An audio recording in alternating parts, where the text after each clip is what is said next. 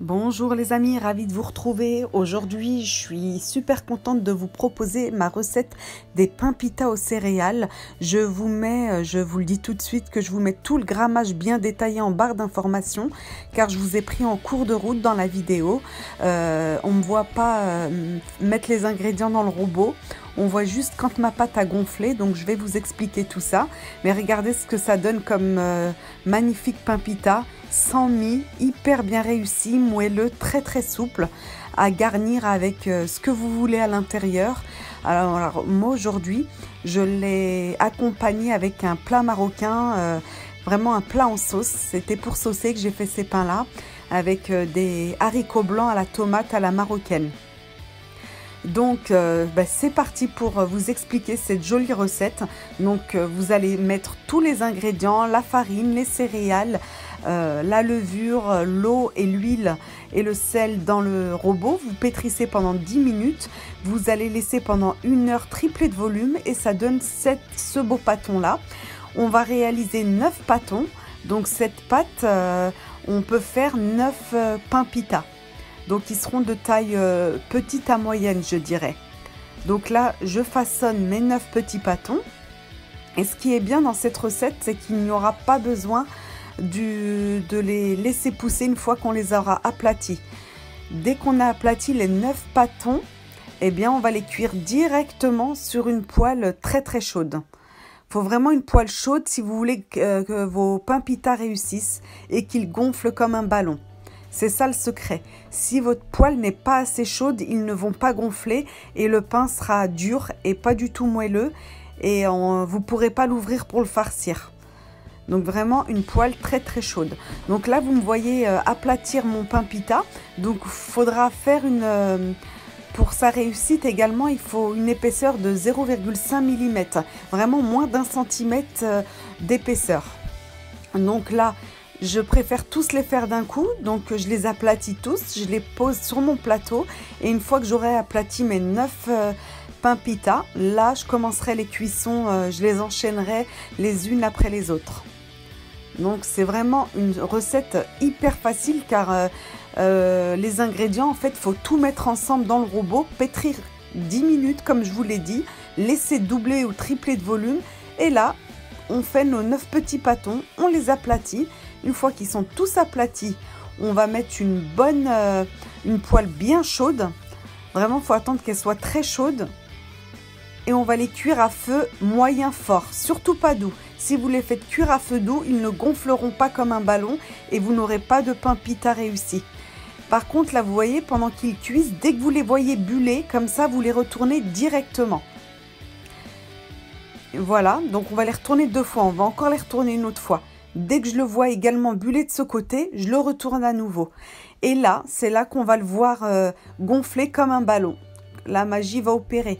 Mais vous voyez, on voit la fumée, c'est vraiment un feu fort pour les réussir.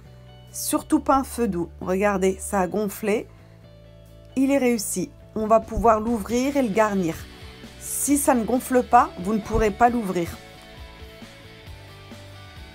Et là, je vais les enchaîner, les faire cuire tous, les uns après les autres, avec le même principe. Dès que ça bulle, on retourne sur l'autre face également, et après on laisse gonfler comme un ballon sur un feu fort. Si vous avez la moindre question, n'hésitez pas à me la poser en commentaire, je réponds tout le temps. Donc moi j'ai ajouté des céréales, des flocons d'avoine, des graines de lin et des graines de sésame avec ma farine, dans mon robot. Mais vous n'êtes pas obligé de mettre des céréales. C'est vrai que c'est un pain qui est un peu plus diététique parce qu'il y a pas mal de céréales et il n'y a aucune mie. Donc c'est l'un des pains qui fait le moins grossir. Donc je vais vous l'ouvrir, vous allez voir comment il est fait à l'intérieur. Comme je vous ai dit, vraiment aucune mie. Vous pouvez également faire ce pain et avant de le cuire, de le farcir de vache qui rit, vous le refermez, vous l'aplatissez, vous les faites cuire, ça fait des nano fromages en fait. Voilà. Donc là, on a des pains super souples, moelleux, regardez comment je les plie. Ils sont pas durs du tout, ils sont hyper agréables au toucher et à manger. Donc moi, je vous ai dit, je les ai fait aujourd'hui pour accompagner un plat en sauce.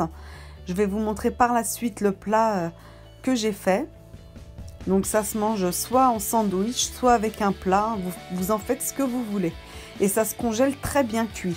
Si vous en faites beaucoup, vous pouvez les congeler. Et puis quand vous voulez les manger, vous les sortez 1 heure avant et ils sont toujours aussi bons.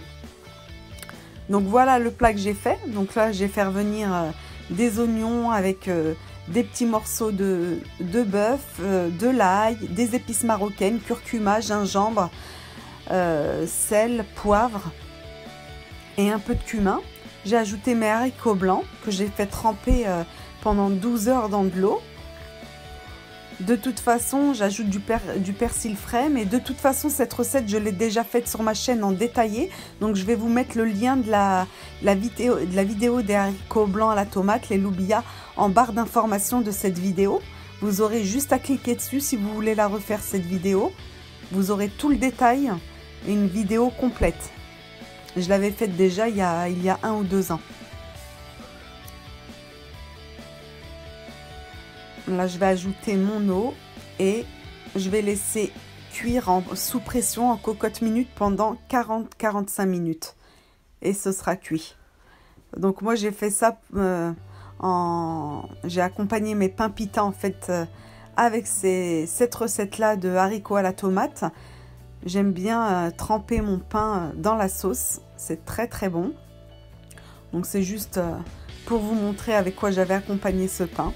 Voilà, donc je vous montre à l'intérieur du pain quand on badigeonne d'un kiri ce que ça donne. Vous voyez, c'est très facile.